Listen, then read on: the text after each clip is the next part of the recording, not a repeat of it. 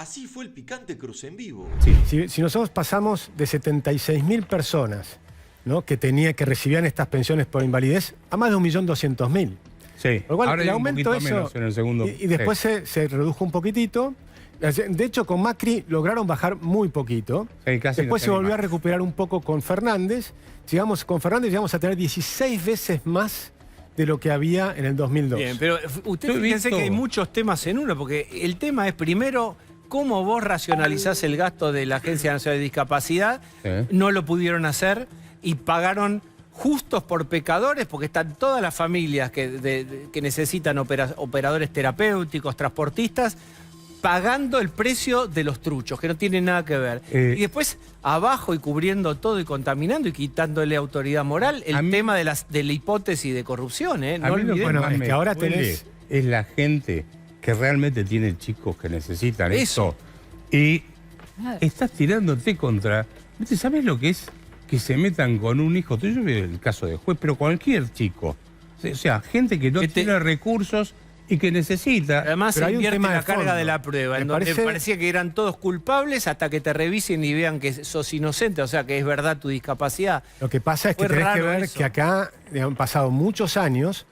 Fíjate lo que es la corrupción moral de entregar cientos y cientos y cientos de miles de pensiones a personas que no eran inválidos, porque ahí quebraste el sistema. Cuando quebras el sistema, después restablecerlo es difícil. Lo que le pasó a Macri en aquel momento, ustedes se acuerdan bien, que ¿qué es lo que pasa? Los que están, aquí tenés un montón de gente debajo, en el sector público es inmenso. Los que están antes son los mismos que estaban. Después arriba pones a alguna persona nueva que empieza a dirigir. ¿Y qué le hacían? Le hicieron cortar en la época de Macri a una persona que realmente necesitaba el tema y lo mostraban. Vean lo que están haciendo. No pasó eso. No lo pasó eso porque yo lo conozco. Pero lo conozco pero salió en los medios. Por ellos. Pero en los medios hubo 2 o 3 artículos. Bueno, pero te quiero decir... Déjame terminar. Hubo 2 o 3 artículos que salieron en contra de esto y presentaron casos que no eran ciertos. Es lo que estoy Entonces, diciendo. bueno, ahí retroceden, pero el trabajo estuvo muy pero bien estoy hecho. diciendo lo mismo. Estoy diciendo lo mismo que vos. Estoy diciendo No eran ciertos. Bueno, pero lo que hacen es, toman un tema, lo ponen en los medios, dicen, miren que le están cortando, con más razón, si no eran ciertos. No eran ciertos. Pero, perfecto. Entonces, fíjate lo que ocurre. Logran trabar el tema y después empiezan de nuevo a crecer.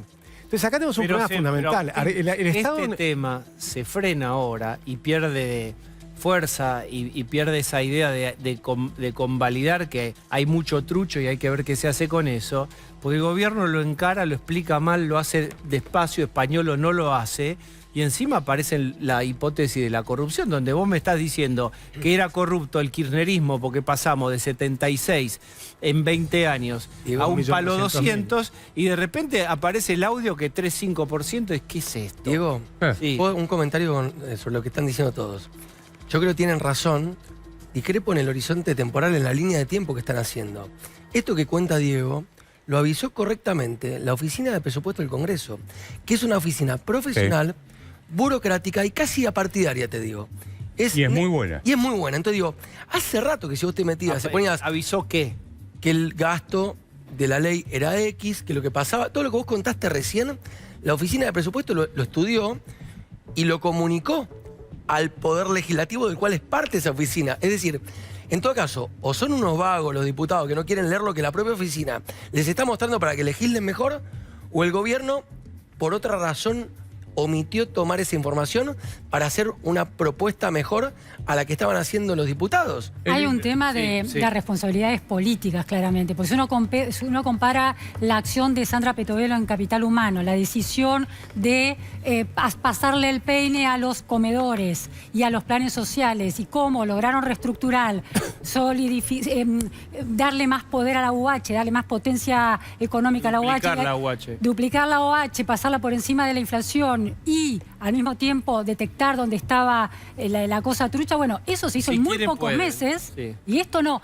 Y el tema del presupuesto que señala Gonzalo es muy importante porque en una entrevista de estos últimos días, José Luis Esper, que es presidente de la Comisión de Presupuesto en la Cámara de Diputados, comentó muy al pasar que él, bueno, lo conocía español de antes, que no se ve en los últimos años, pero que sí se lo había encontrado en reuniones de la Comisión de Presupuesto. Es decir, que el gobierno tenía alguna información sobre el presupuesto del Andis y lo que estaba pasando ahí. Así que hay muchísimas preguntas sin responder todavía. Son preguntas de gestión política. Bueno, pero vos querés ponerle la frutilla envenenada, la torta envenenada, entonces vos tenés el tuit de Dan hablando mal de Juez, que es que te guste o no, no importa la trayectoria política de Juez, si no te gustó en tal lugar cuando votó o no, es de tu equipo, Juez. Vos no dijiste que lo importante no era el pasado, como vos dijiste, a Scioli lo hiciste pasar, por el Jordán lo lavaste y lo hiciste tuyo, porque dijiste, ahora tiene las ideas correctas, no lo vamos a traquear,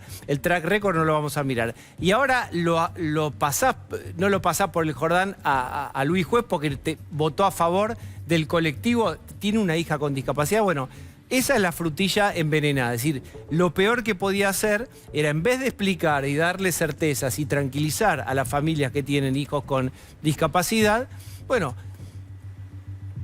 una dosis de crueldad más en estos tweets. Vean a Luis Juez cómo reaccionó. Vamos a escucharlo, salió con Johnny hace un ratito. No me ofendan a mi hija. Es injusto lo que están diciendo. No me pongan en un lugar donde no estoy.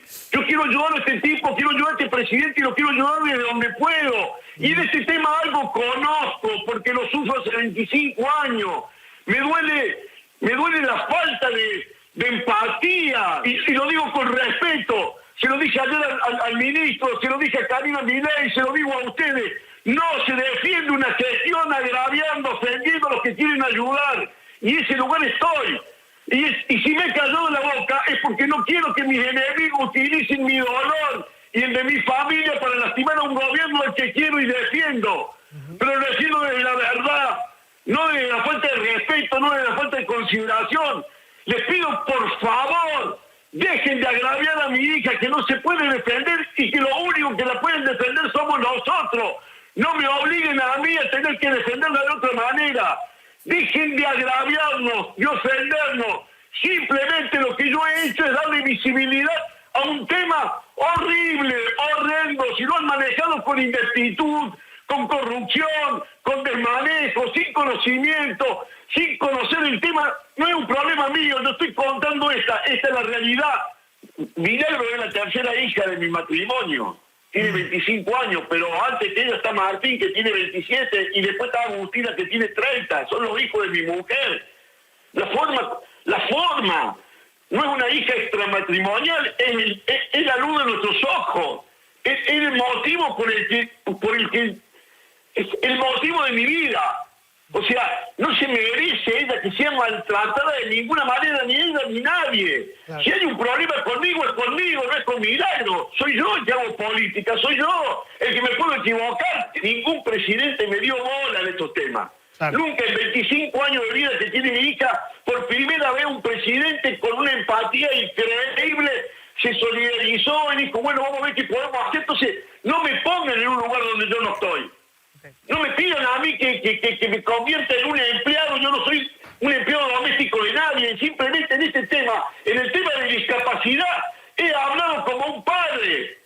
He hablado en nombre de muchos que no lo pueden hacer. Entonces eso no puede ser objeto de que me maltraten, me agravien, me injurien, me ofendan. Y lo más grave, que se metan con mi hija. Bien.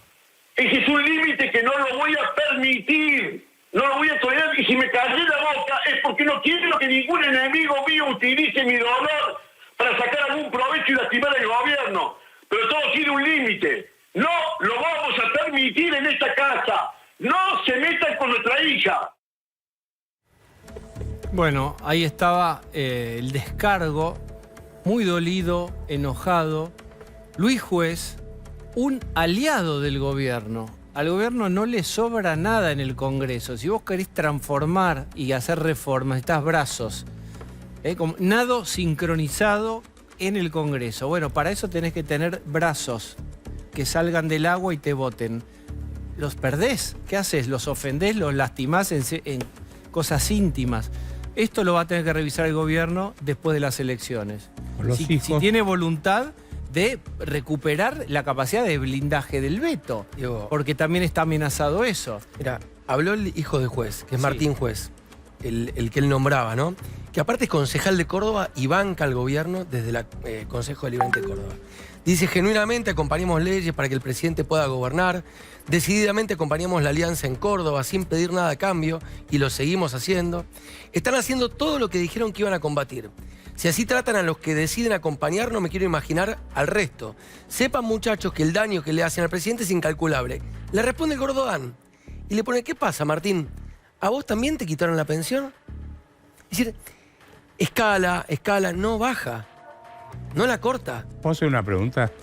¿Hubo algún tuit o posteo, como se dice ahora, de Milei repudiando ese tuit? No. Lo que sabemos vía Luis Juez es que Karina lo llamó y Guillermo Franco lo llamó. Bien, Que no hay pero- unidad del triángulo Pero de hierro Milei acá, que me parece, retuitea y puistea todo el tiempo, ¿puso algo?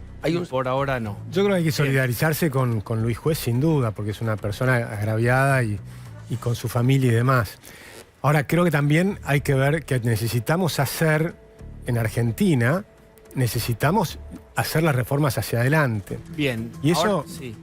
Porque Adelante. un problema que hemos tenido en toda esta campaña electoral es que no se ha hablado de las reformas. Fíjense Nada. que todo lo que estamos hablando no son de las cosas que necesita la Argentina. A mí me aflige cuando estamos viendo que va a haber elecciones el domingo, son elecciones muy importantes, elecciones en la provincia de Buenos Aires, una provincia que hace 6 años gobierna el peronismo, que tiene problemas siderales de seguridad, económicos, de salud, de educación.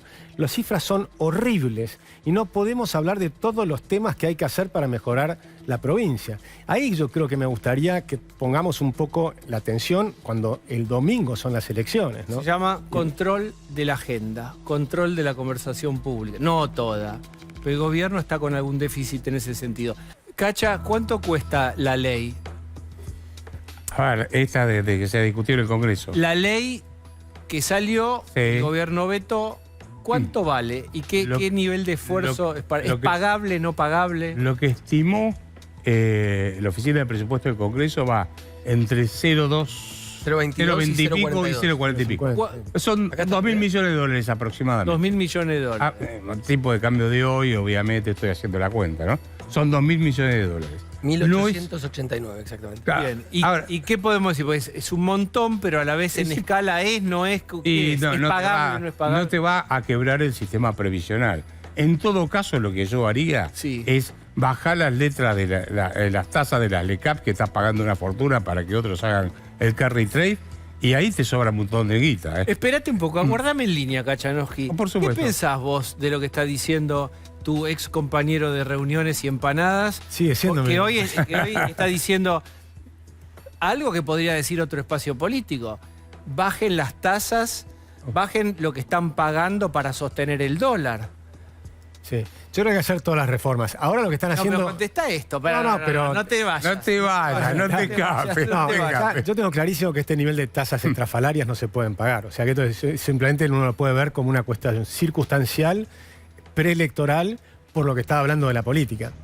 Porque el problema de la política es grave, porque no es solo la ley, es el hecho de que el kirchnerismo logró obtener dos tercios de los votos No en lo ambas hizo cámaras. solo. Lo hizo, Agustín. Pero- no, es que justo si vos tiene tenías 2 tercios, aliados. pero justamente lo que estoy diciendo es si logró 2 tercios es porque los aliados que estaban con la Libertad Avanza se pasaron y permitieron, La votó el PRO también, por ejemplo. pero permitieron que tenga 2 tercios el kirchnerismo. Pero no hay responsabilidades del gobierno en eso. Pero por supuesto que son responsabilidades de las dos partes, sin duda.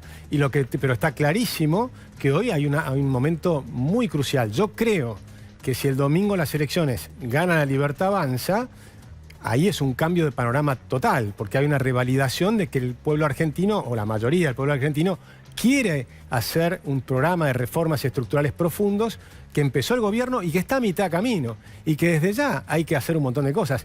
Yo voy a estar de acuerdo en lo que tenemos que llegar con Roberto. Tenemos que llegar a salir totalmente del cepo, a tener un tipo de cambio libre o dolarización. Ambos estábamos de acuerdo con la dolarización. Debatimos, hice 2 debates en Totalmente. UCEMA sobre el tema de dolarización. Absolutamente. Y yo después dije, hoy no lo podés hacer. Estoy de acuerdo. Y capaz que hoy estamos mucho más cerca. Me parece que hoy estamos mucho más cerca de lo que estábamos. Fíjate que se hizo un buen trayecto desde que asumió el gobierno hasta el día de hoy. Hoy sería mucho más fácil dolarizar que lo que había sido Pero, hace un año y medio. perdón, si yo y va a mal ser no mucho entiendo- más fácil dolarizar el año que viene que este año. Porque Pero estamos en ese camino. ¿No faltaría dólares? ¿No hay un problema de Hoy, dólares? hoy, Y ya te digo, y vos creo que estuviste en los debates que hice en UCEMA. Sí, claro, nosotros éramos co-organizadores. Hice dos debates en 2018-2019 sobre si convenía dolarizar o no. La conclusión era que sí. Sí. Pero en ese momento podías. Ahora, para poder dolarizar, tenés que tener los dólares. ¿Dónde están los 10.000 millones de dólares que decía que tenían en el celular? Pregunta número 1, ¿no?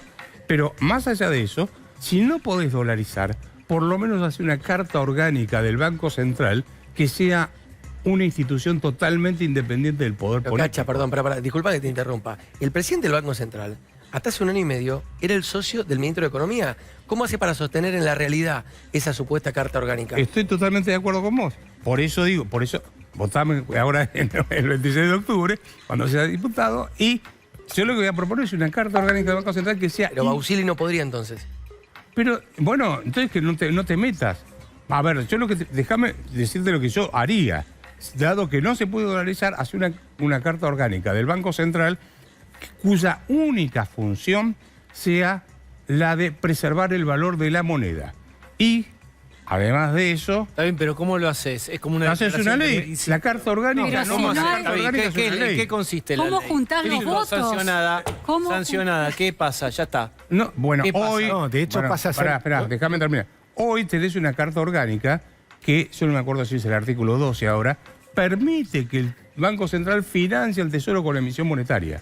Bueno, eso lo tenés que sacar, ¿correcto? Entonces vos tenés que poner un presidente del Banco Central que tiene que ser nombrado por el Congreso de la Nación, no puede ser removido por el presidente de la Nación y no puede ser una secretaría del Ministerio de Economía de la Presidencia de la Nación como es hoy. Está bien, yo entiendo que el gobierno no quería imprimir, te estoy dando una solución. Debió imprimir, y si no hubiera, imprimido moneda, impreso. Pero impreso es raro. Si bueno.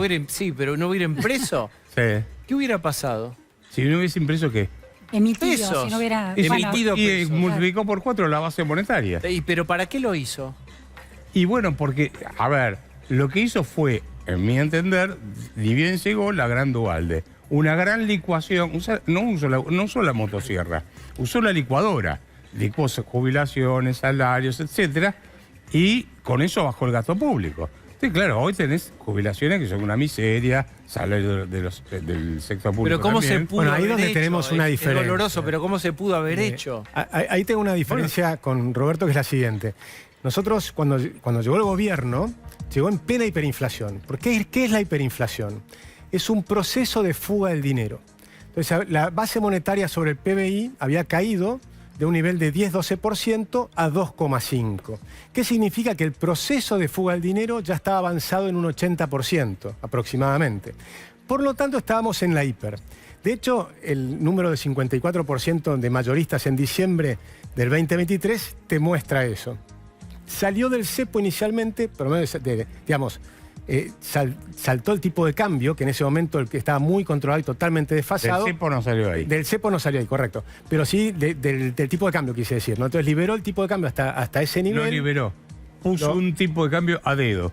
Pero subió el tipo de cambio y acortó la brecha muy fuertemente. Bien. Y entonces lo que pasó ahí, si lo hubiera liberado, hubiera ido mucho más rápido.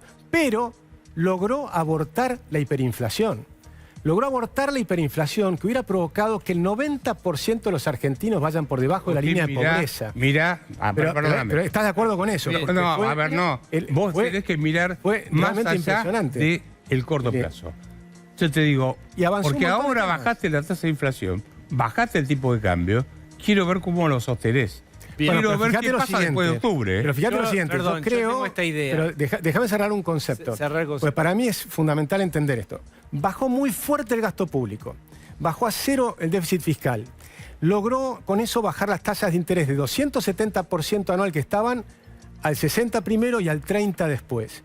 Hasta este proceso de los últimos 3 meses, que fue más complicado y se le volvió a escapar todo este esquema porque trataron de evitar el problema, yo creo, por el tema preelectoral. Y perdimos un trimestre, claramente. No es la política. Bien, ¿me permiten?